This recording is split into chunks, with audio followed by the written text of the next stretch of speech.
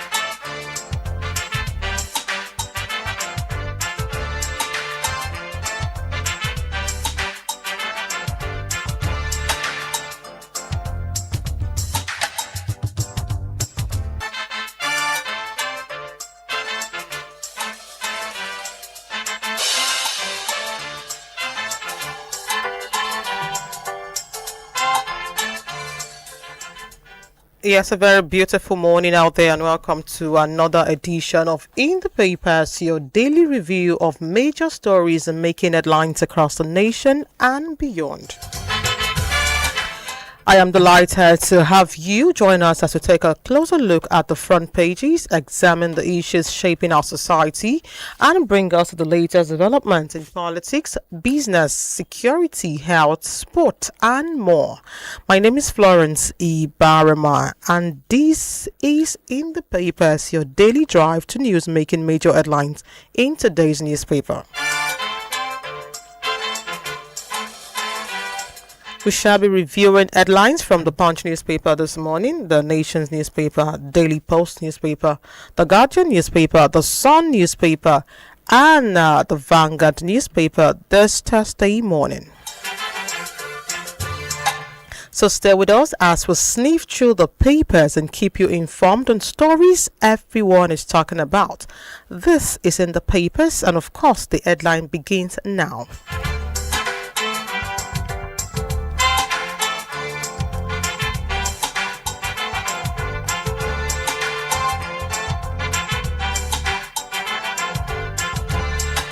Yes, beginning from the Hope newspaper this morning, where we have INEC distributes sensitive materials as Ondo South Bar election holds on Saturday.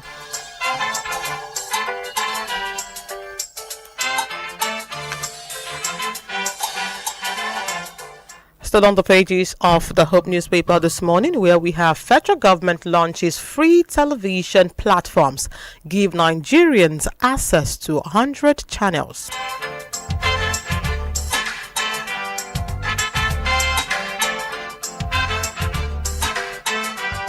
Still on the pages of the Hope newspaper this morning, where we have Ondo unveils digital ID card for secondary students.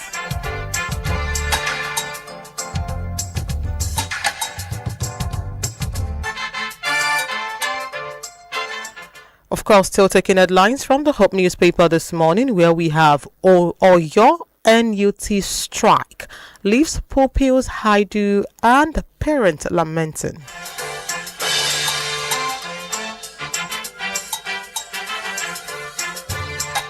Yes, away from the Hope newspaper this morning and now to the Punch, where we have Ekiti decides. Security forces mobilize as INEC moves sensitive materials today.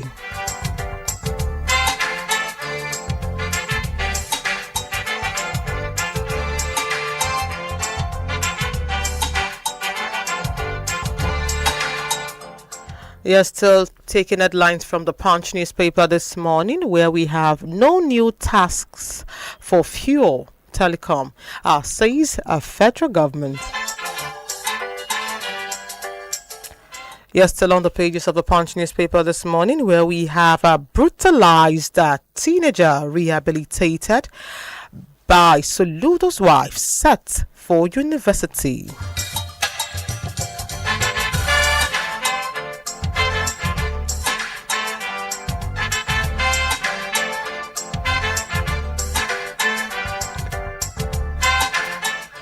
Yes, still taking headlines from the Punch newspaper, where we have ICPC defense air revised intention as a group hires U.S. lobbyists.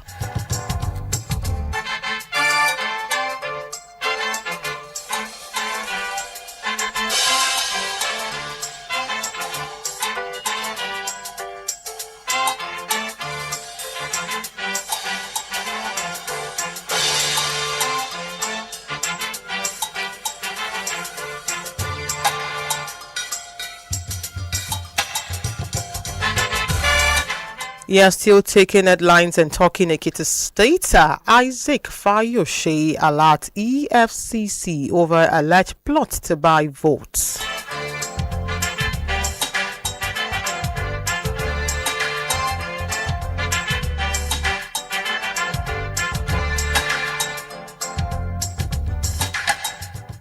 Yeah, still taking headlines from Daily Post, where we have NUJ IPC secures a police apology over Oshun journalist arrest.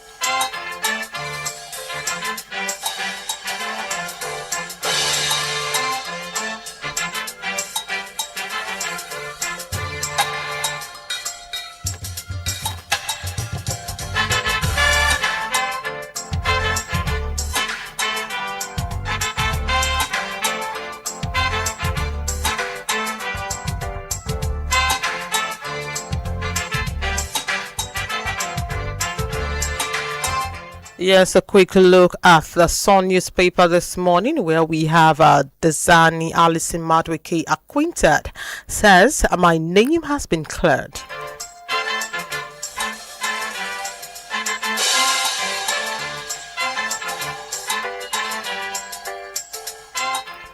Yes, still taking headlines from the Sun newspaper this morning, where we have ACF tackles Amotekun over alleged ethnic profiling, deportation threat against northern women in Ondo State.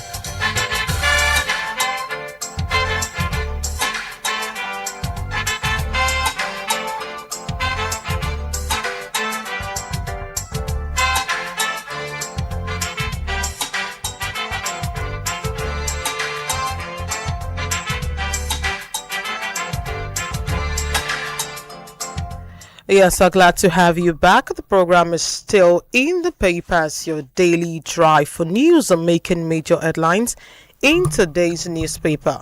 Beginning from the Hope newspaper this morning, where we have INEC distributes sensitive materials as Ondo South by-election holds on Saturday. Now the details. Distribution of sensitive materials, electoral materials, have commenced in Ondo State ahead of the Ondo South Senatorial District by-elections, with the Independent National Electoral Commission (INEC) assuring voters and stakeholders of its full readiness for the exercise. Speaking during the exercise at the Central Bank of Nigeria (CBN) office in Akure, the state capital, the Resident Electoral Commissioner Dr. Mutiu Agboke described the distribution of materials as the final and most crucial stage of the Commission's preparation for the election.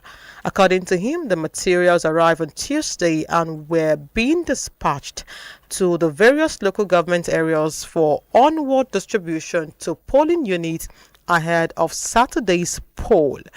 Agboke noted that 4 political parties, the All Progressive Congress (APC), Action People's Party (APP), Allied People Movement (APM), and a Boot Party would participate in the election.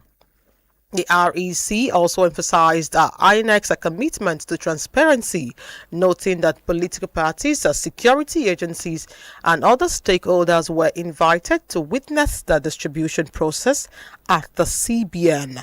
He, however, urged political parties and other supporters to uphold the same standard of transparency by refraining from vote buying, violence, intimidation, and any action capable of disrupting the electoral process.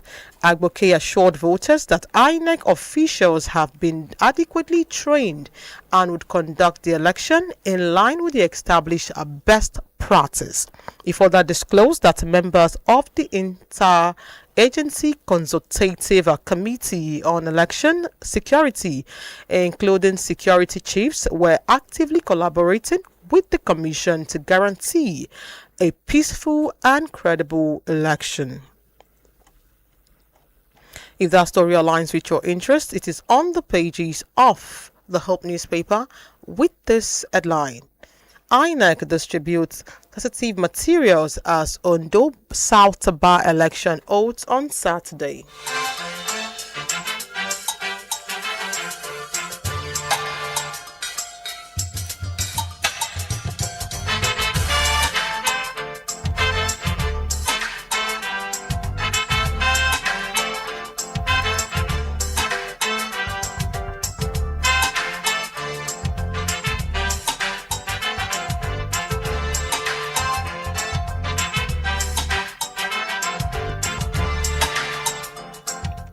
Yes, still taking headlines, of course, from the pages of the Hope newspaper this morning, where we have federal government launches free television platform, gives Nigerians access to 100 channels.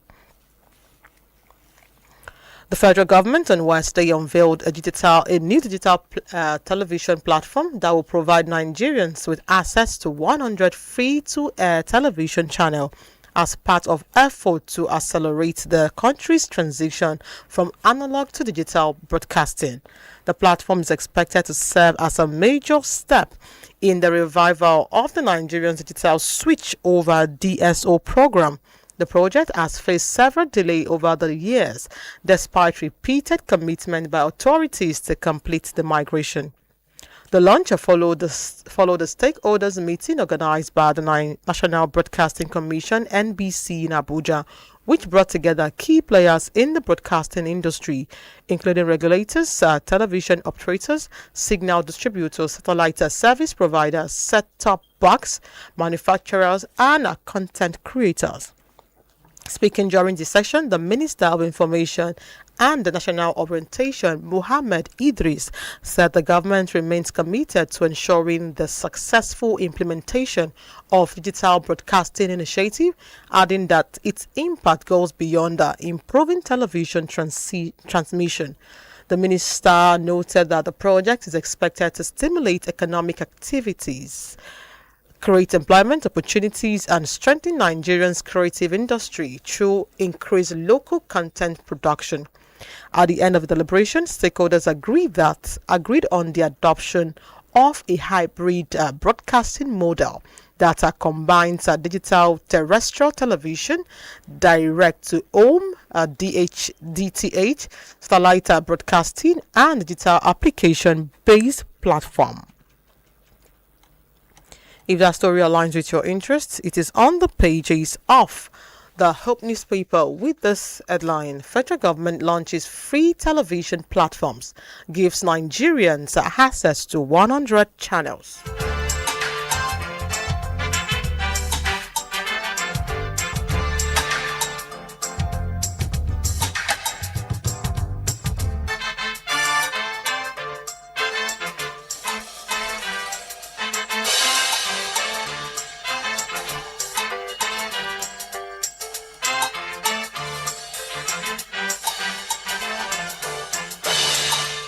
Yes, still taking headlines from the Hope newspaper this morning, where we have Ayetatiwa hails IGP's security initiative. DIG comments on those supports.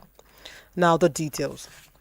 Ondo State Governor Honorable Lucky Ayedatiwa has commended the Inspector General of Police (IGP) for directing Deputy Inspector General of Police (DIGs) to embark on regional tour aimed at assessing security situation and deploying strategies to address emerging threats across the country.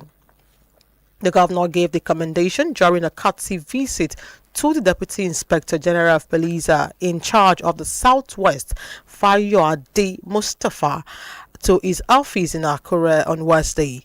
The governor, who was represented by his deputy, Dr. Olaide Adelami, reaffirmed his administration's commitment to supporting security agencies and sustaining strong partnership to ensure effective policing and the safety of residents.